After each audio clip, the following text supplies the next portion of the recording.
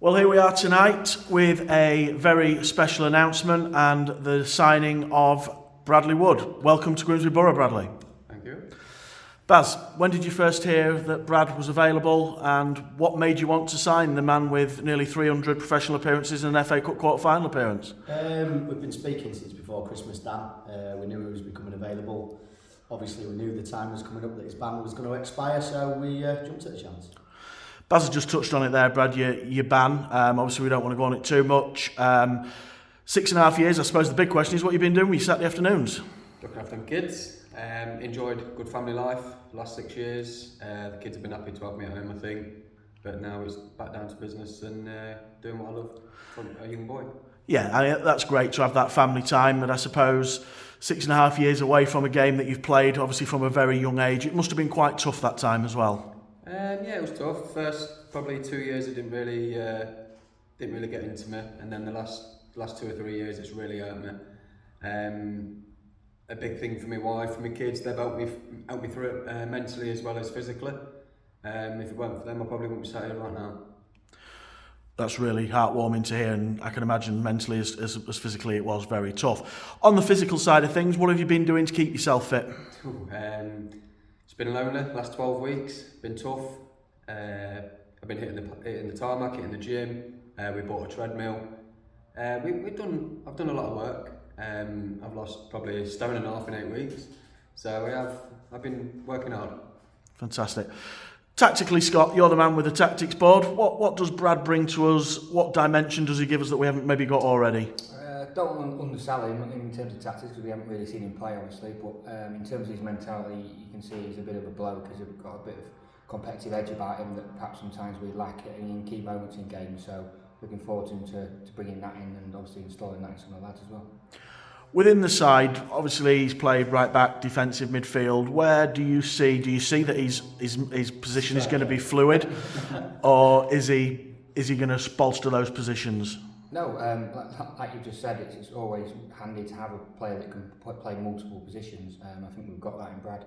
Like you say, right back and the holding midfield are definitely some options that we've got to have a look at over these last 6 or 7 games.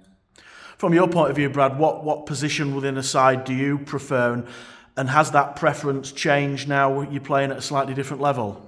No, nothing's changed. It's up to the manager. Plays me wherever, and I'm happy to play wherever he wants me to play. If he wants to play left back, right back, in goal, wherever he wants. He can even play up top. So I'm just taking Ad's place, I think. So on to you then. Brad said it's up to you where you want to play him. What's your thoughts going into Saturday? It goes without saying, Dan, we've lacked a little bit of leadership. Not from the lads not having that ability to obviously lead a team, but we've been a bit unfortunate with the likes of Cal, who've been injured for long periods of time this season. Tom Sawyer been out for suspensions and a bit of illness and stuff like that. And I think Brad can come into that back line and give us that little bit of nous as well, a little bit of horribleness that we probably need sometimes as well. And I think he'll slip straight in. Coming into a very close-knit group, Brad, do you know any of the lads previously, or is it a completely new one for you? Yeah, I obviously know Ads. When I was at Lincoln, Ads came on loan to us over there, and me and him was driving in to Lincoln every day. I know Tops, I know a couple of other lads, and to be fair, that was half of the decision was being around them lads because they're our top lads.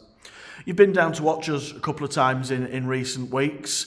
Who's impressed you? What side of the Grimsby Borough performances do you think is particularly impressive, and the fact that we are performing so much above the expectations at this level? I think the lads to have a good team here, you've got to gel, and I think that's one big thing of this club. Everybody gets along with everybody. In the dressing rooms I've been in before, so like the Lincoln, where we've been successful, all the lads dig in for each other, and I think when say like some lads are unavailable, other lads are just happy to slot in and do a job for the team, and that is the best testament to this team here. Let's concentrate now on you as a player and your career before obviously joining Borough. Grimsby Town, what memories do you take from your time at Grimsby? I was a young lad. Could have done a lot more physically in the gym and stuff like that. I enjoyed it. But looking back now, I probably let myself a little bit down in that department. You've got to live football, I think. You've got to do everything right. And the younger lads now kind of take it for an advantage.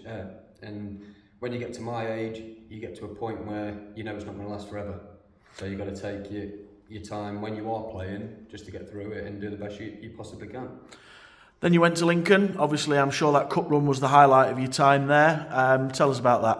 Cup run were good. More important that we won the league.